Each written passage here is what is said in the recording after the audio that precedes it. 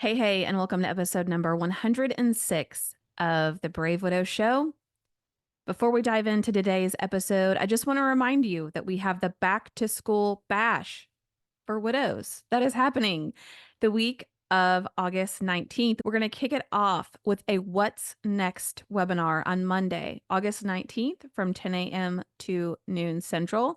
And I'm going to teach you the sneaky little grief things that are happening in the background that are keeping you feeling like you're stuck in grief, that keep you feeling like you're going backwards, that keep you from knowing how to move forward. If you're headed in the right direction, are you focused on the right things? I am going to lead you through this webinar and help you uncover the exact next steps that you need to take to move forward, not only through grief, but beyond grief. And in recreating this next version of who you are, I am so excited about this webinar and I want you to join me. To sign up, go to bravewidow.com/next, NEXT, like what's next. You are going to learn on the webinar. It's free. It's open to the public. You can bring a friend. Go to bravewidow.com/next to join us. All right, let me introduce Elaine. Elaine is a 43-year-old mother of two young ladies, ages 10 and 13. She's a pediatric occupational therapist and is also the clinic director of an outpatient pediatric therapy clinic, IV Rehab for Kids, in King of Prussia, Pennsylvania, which she opened in September of 2022.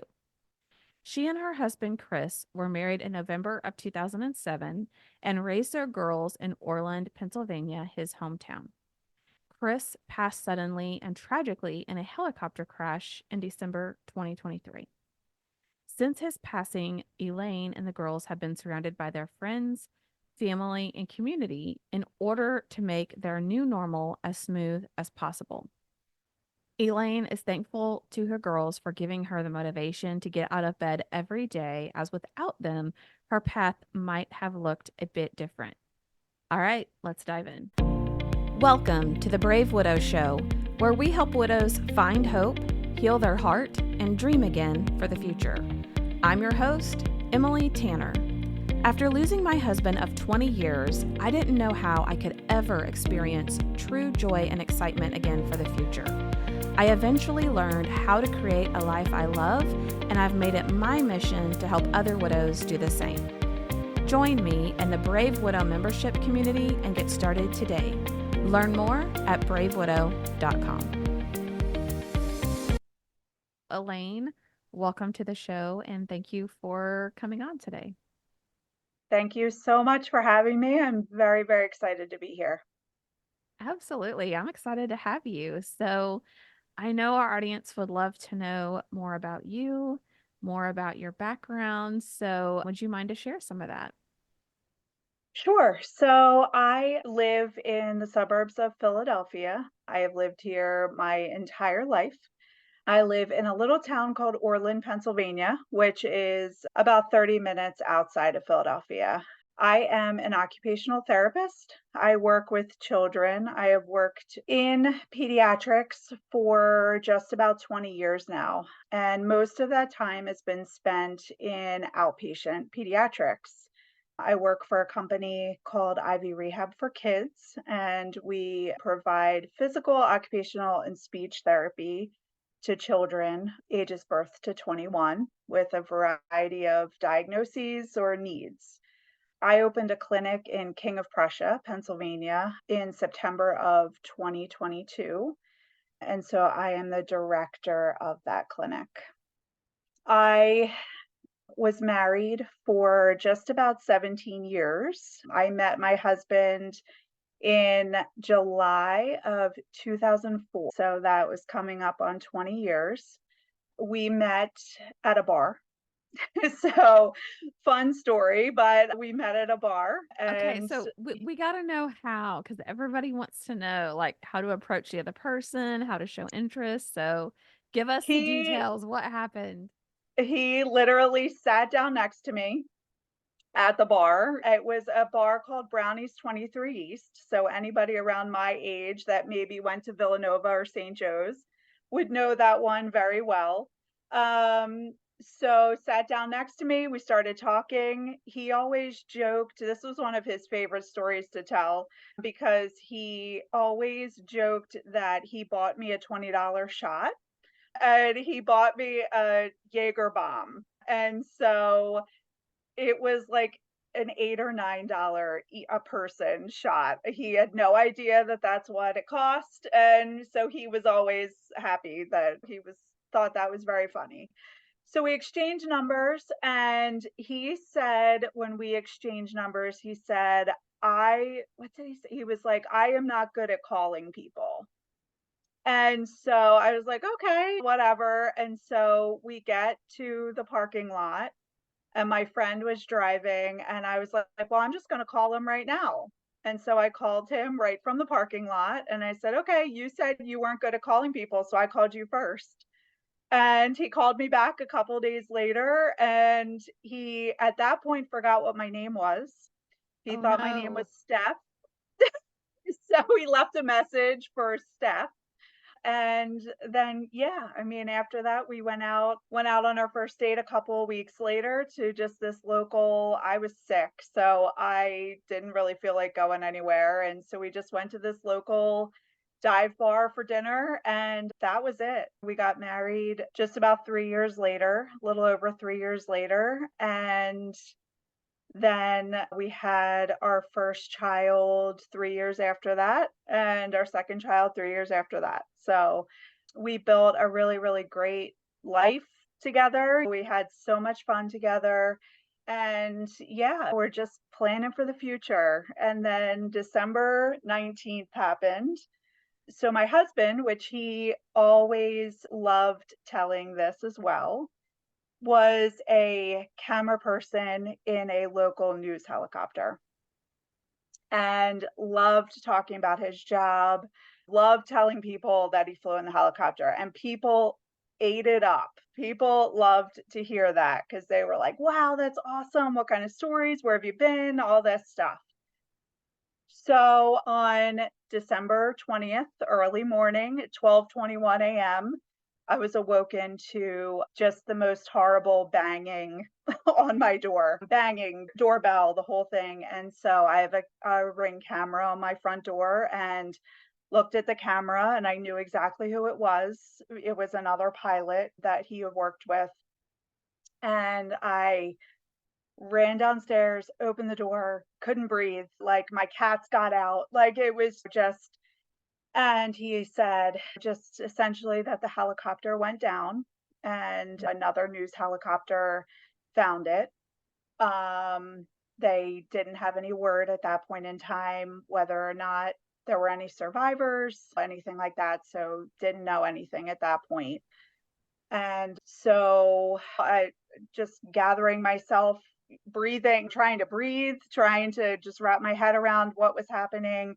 My kids were upstairs sleeping. Like so he's like, well, what do you want us to do for you? And I'm like, I have no idea. Like what? Like he's like, well, do you want to go to the airport? And I was like, no, like, no, I don't like why would I go to the airport? Like and he's like, "Well, that's kind of ground zero." I was like, "I can't leave my kids here." I was like, "I'm not leaving my kids with a stranger, like, for them to wake up to a stranger. Like, I just can't do that."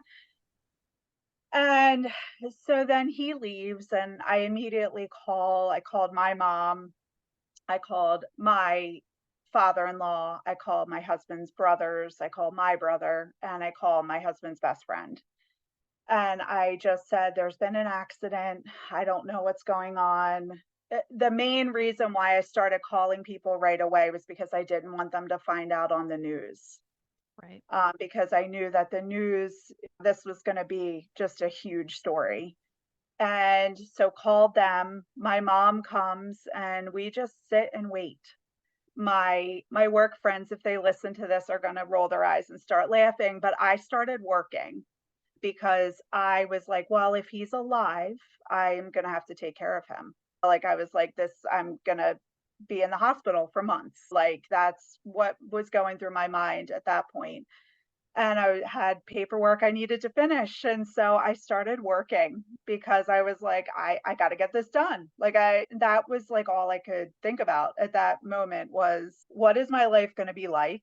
And what I got to be prepared. And so about 3 hours, I also had called one of my closest work friends. She actually lives in my neighborhood. And so I said, hey, I need you to clear my schedule. Like I was like, I need you to just do that. And so about 3 hours later, around 3:30 in the morning, I got the official call that there was two fatalities. So it was him and the pilot, of course. And so then I made the round of calls again because I was like, I again don't want them to find out on the news. And then my friend that I just spoke about, her and her husband live close by, and they came over at 3:30 in the morning, which meant the world to me. And my mom was here as well. And then it started with then people started finding out on the news. So I started getting text messages and messaging, and I wasn't responding really to anything at that point in time. But so then I had to tell my children. And so I waited for them to wake up. And I have And a how old were they at this point? so I have a 10-year-old and a 13-year-old, both girls. The 13-year-old woke up first because she goes to school first. And I called her down. And so she was confused, obviously, because my mom was here. Like, why would my mom be here? It's 7 o'clock in the morning. And I told her, I just said the helicopter crashed. And she said, is he dead? And I had to be like, oh, yes, of course. So that was difficult. So then I waited. My younger daughter usually doesn't wake up till closer to 8. I think I woke her up early because I just couldn't wait anymore. Like I just had to like tell them. So then I woke her up and brought her down and told I was more blunt with her. Like I just was because she saw my older one, Kira. She saw my mom, and she was super confused. And I said the helicopter crashed and he died. And she didn't react. She sat there with just this blank face, didn't cry, didn't nothing, nothing. And I I didn't really know how to react to that. Like, so that took some time before she really kind of got it. I think in the days ahead, there was so much hustle and bustle around here. I mean, it was craziness, just people in and out and just constant food and like all of that. And like one of the craziest stories was I had my hair done in the dining room. My friend was like, Elaine, you need your hair done. I said, I not a concern. I'm not concerned about my hair right now. She's like, nope, it needs to be done. And she came over and dyed my hair in my dining room. And still will always be one of those pivotal memories of that time. So, yeah, I mean, that is the story of kind of what leads me to being here today. I'm almost 6 months out. And the reason why I was eager to be on your show is because podcasts have been a huge part of my journey in my widowhood, in my grief, in my healing, I guess, in my journey forward. So I wanted to share my story just to kind of share those details and share what has kind of led me here today. So, yeah.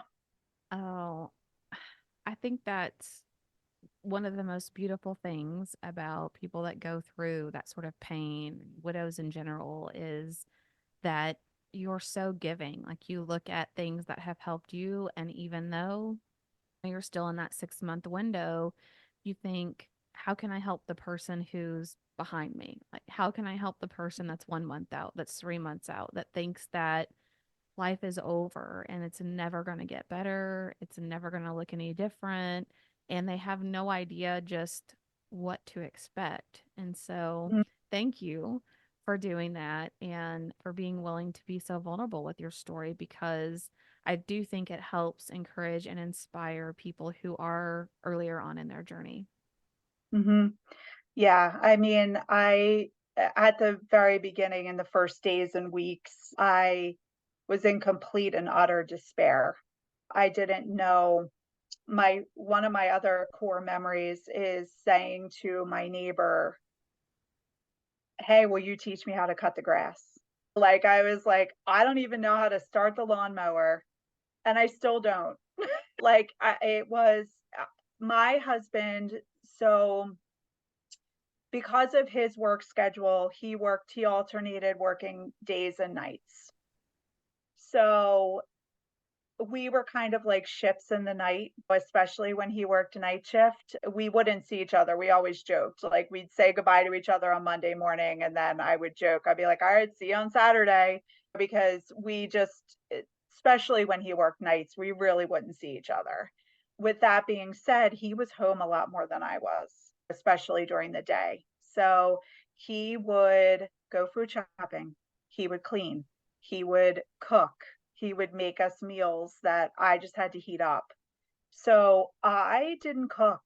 Like I could follow a recipe, but he could open the refrigerator and pick out the most random things and put a delicious meal together. That just wasn't me. Like I just didn't. So I worked.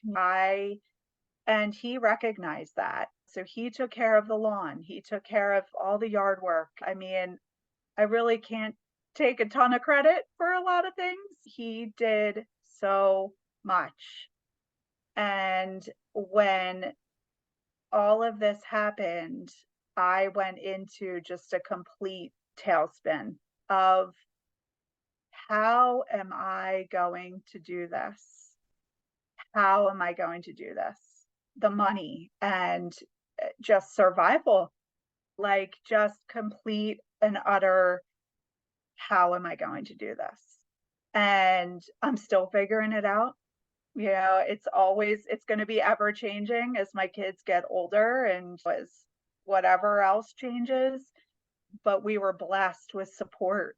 We were blessed with support from just people wanting to help, money donations. We had a concert benefiting us.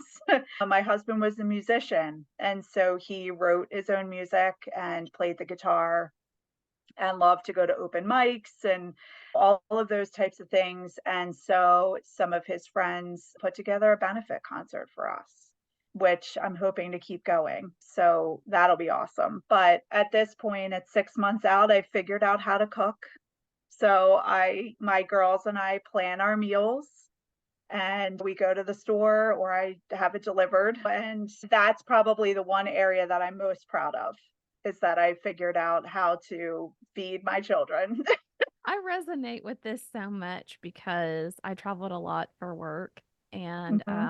my husband stayed at home and just did all the cooking and took care of everything. And so the crock pot and I, for like the first few months, became best friends because I could throw everything in there, go do what I needed to do, and come back. And it wasn't like everything had to be perfect. But I used to be that person that had like the measuring cup with the ingredient. It had to be perfectly measured and it still would Yep. never taste as good as what he could do. So I know people Yep. look at me funny when they're like, what do you mean you didn't used to cook for your family? But I didn't have to. Mm-mm. And learning to cook when you are a little older in life is an interesting experience. Yep. Yep. And there was one time where my daughter wanted ribs. And I was like, oh boy, like, all right, I'll make ribs for you. And I did it. They tasted good, everything was good, and my youngest daughter, who is a huge fan of ribs, was like, "Mommy, I think these are better than daddy's." And I took that as a huge compliment because Oh. I that was the first time ever that I had made ribs. And I credit him because I watched what he did. I listened to what he said, and so there was things that I now have just learned from him. And so I credit him for that. I take a page from his books every once in a while to be able to do that. So, yeah. So, I mean, I went back to work after 7 weeks. I My birthday was the beginning of February, and so I wanted to get through my birthday. So I took off the entire month of January and I went back the first week in February. And I'm grateful to my company, my closest allies, that they are just so supportive. And I was so blessed by them that they were willing to work with me. And I took a slow transition back to work because of my kids, really. My oldest daughter she's always been a little bit more anxious, and she was afraid. She didn't want me to go back to work because her dad died at work. Mm. And so she was afraid that something would happen to me. And so we had a rough month of January. She was ill a lot. She had a boot on her foot. All this, we had a rough. We also had to I went to in between the end of December and the middle of February, I went to 4 funerals, one being my own husband's. So we had his 2 uncles passed away, and then I also went to the pilot's funeral that was held in early January. So we just had a rough month. It was just a rough period on top of dealing with grief, and she didn't want me to go back to work. And so I one day I drove her there just so I mean she had been there before, but just so she could see where I was going. And I at the very beginning I had to text her when I got there, and I had like a notification, and it's that still happens. Like a notification goes to her phone when I arrive at the address, and she's doing fine now, thankfully. But it was heartbreaking.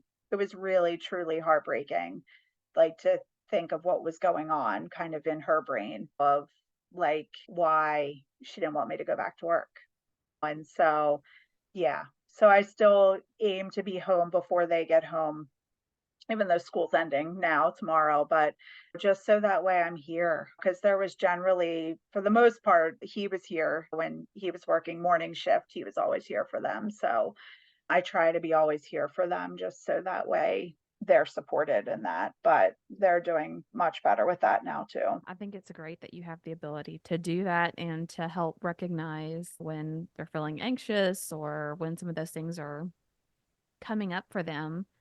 How would you say everybody's timeline is different, but how would you say you are, or how are things different 6 months out from when you lost him? I would say now I'm less overwhelmed. I would say that there are more good days than bad. It's not to say that I don't think about it every single day or think about him every single day. There's still moments where I'm leaving work and I'll be like, "Oh, he'll be home." Nope, he won't. And that's just your wiring of your brain. You're used to that pattern. And so that's diminished a bit. But yeah, we've just had a lot of firsts since then. We had his birthday, we had my daughter's promotion from 5th grade. We have Father's Day coming up. We had Christmas. We had Christmas 5 days after he died. Yeah, like, I couldn't drive for 2 weeks, like, I couldn't. I think back to those first few weeks of and where I couldn't really maintain a conversation, my memory was really poor, my executive functioning was really poor, I couldn't drive. My conversational skills, as I said, were just I'd be talking and then somebody would ask me a question and I'd completely forget what was happening. So my sleep was really poor. So I would say now, yes, like my good days are more than my bad days. I am sleeping better now.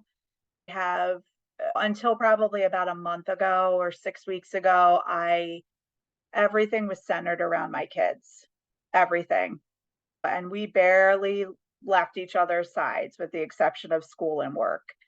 And so I decided a couple weeks ago that I it was like I need to start having time to myself. And so I identified that I'll leave for a couple hours, like on a Sunday, and just go for a walk. Or I luckily have had plans recently, so I've been able to get out and just kind of have adult conversation. And other than that, I if I'm not able to do that, I just try to have moments by myself. Like, I know a lot of people out there don't have childcare or have really young kids or whatnot, and for whatever reason can't. I'll just go to my room for a while and just scroll my phone or read or watch TV or something, and just to take a break, to just shut my brain off for a second. So I think now I have the ability to kind of identify what I need and what's helpful to me. And I think the kids are the same. I think the kids kind of go through their moments. They've been in therapy. I've been in therapy. And my outlook for this summer is to just to just really enjoy this summer. Is to just we're kind of I said to their therapist, I said, I just want to take a break. Like, just take a break. And not that we're not going to grieve, but just to kind of focus on some other things. And yeah, I love how you said that you are trying to find some time for yourself, which is really important. And that when you don't have that bigger time to take for yourself, that you are still taking those moments. I know with my kids, I would say, okay, I just need some mom time. Like, I just need to shut my door. mm-hmm, Don't, please don't bother me unless there's an emergency. mm-hmm, And just feel like I could be like, just mm-hmm, relax, just think about something else, just not have someone tapping my shoulder every 5 seconds, like just have some time to myself. So I think it's really great that you did that. What yeah. what was it like as you were transitioning back into work, and are you still like in the same role as what you had, and you foresee that for the future, or how has maybe your view of what you do changed over time? I am still in the same role. I'm still doing the same job that I have done for the last since I opened the clinic, but I also had the same type of role for about 5 years before then. Nothing has really changed as far as my job. I'm still doing it, still doing the best that I can with it. I'm trying to think, I lost track of what I wanted to say. Oh, work kind of gets me away. The reason why I went back to work somewhat quickly, some people were like, "Oh, you're going back already?" Like, that's I needed to get away from the house. I needed to get away from food because I would sit, I would watch TV, I would eat. Maybe I'd fold laundry. Maybe I'd do a little cleaning, something like that. I also had a lot of projects to do as far as like there's lawyers involved. I had a lot of stuff, just the usual kind of social security and like all of those things that you have to do when someone dies. But work is kind of the place I go to kind of get away from it. Not many people know. Of course, my coworkers know, my team, and some of very limited amount of parents know, but it's kind of where I go to just think of something else and to kind of just get away from it all. And so I kind of dive in. I dive in, I've gone back to doing what I was doing before.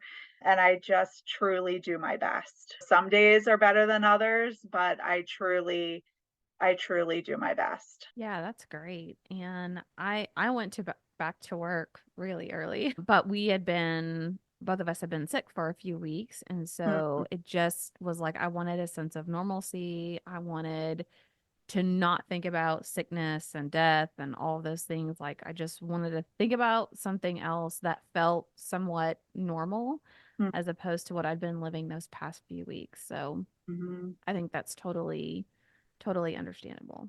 Yeah, and I think it was the routine too, of just having a routine. The kids were on a routine. They went back to school. the first week in January. As soon as school opened back up, they were back. And I got them back on a routine with the help of the schools, of course. I had a lot of phone conversations with teachers and principals and guidance counselors and the whole thing, but they were on a routine. And then, so I took the month of January for myself, and that was great. And then by the time the end of January came around, I was like, okay, I need to get back into this. And I needed to think about money.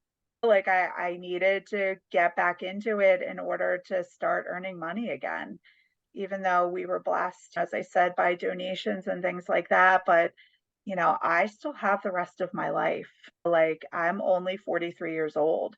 And so needed to kind of think about my future and the kids' future. They still have a lot of big events to come. And so I want I want to live the best life that we can live. And so that's kind of the other impetus of it, was just kind of like, okay, let's start thinking about our future and how we're going to get there. And that's kind of where I'm at now. Mm. And what kind of support have you had with whether it's family or friends or people just around you? Did you feel like you got a lot of support or how has that been? Yes, ton of support from friends, family, neighbors, school district. My husband grew up in Orland. So we live now in the town he grew up in. And so we got so much support from the high school he went to, from friends that he knew growing up. Um, everybody. I mean, it came out of the woodwork. We got tons of food and, as I said, the donations and just offers upon offers to help me with just driving my kids around mainly. That's the main thing I've needed help with. And or people just do it. They're like, "Oh no, we'll take them or we'll do this or we'll do that." So, and it's still now, of course, it's declined. Like 6 months out, it's life for them went back to normal, right? After everything happened, maybe even after the funeral. And so my life didn't, my girl's life didn't. And so of course there's people I can call if I need anything. Of course, both of our families are more than willing to help if I call. And so it really has been great. I have a bunch of friends, and as I said, my neighbors are all very willing to help. So I'm very, very lucky. Very Mhm. lucky. Yeah, that's awesome. Mhm, It's great to have so much support around you, even though over time, naturally that does decrease. But it's really mhm, nice to have that where you can, or to be confident in asking for it specifically where you need it. As those kids turn totally. into teenagers, Mhm, I feel like part of my job is just being Uber mom, like just taking them everywhere. So it's a lot. yep, it is, especially all the sports and the practices and the games and just their social events too. Like, "Hey, I wanna go to this friend's house or that friend's house or this person's party," or whatever it is, and it's exhausting. Mhm. It's Yes. exhausting, but Yes, it is. we manage. Well, Elaine, what advice would you give to people who they wake up in the dead of night, they get that same news that there's been an accident, their spouse has died, they have two kids or a few kids at home. What advice would you give to them when they're really just in the thick of it? To take it one day at a time.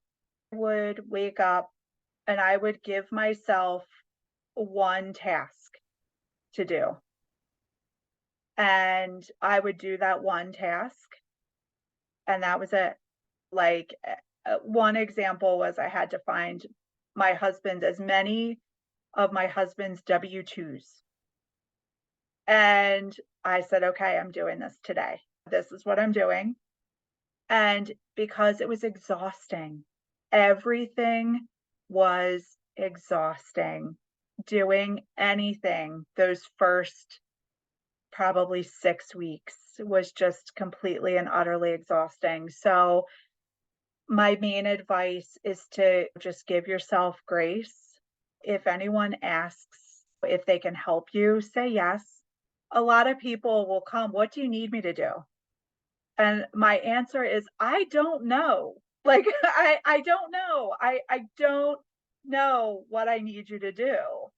So people would just find things to do, honestly. Like, but yeah, like if somebody offers to do anything, just say yes and give yourself grace. If that means you're going to bed at 8 o'clock, 7:30, you're going to bed with your kids, go to bed with your kids.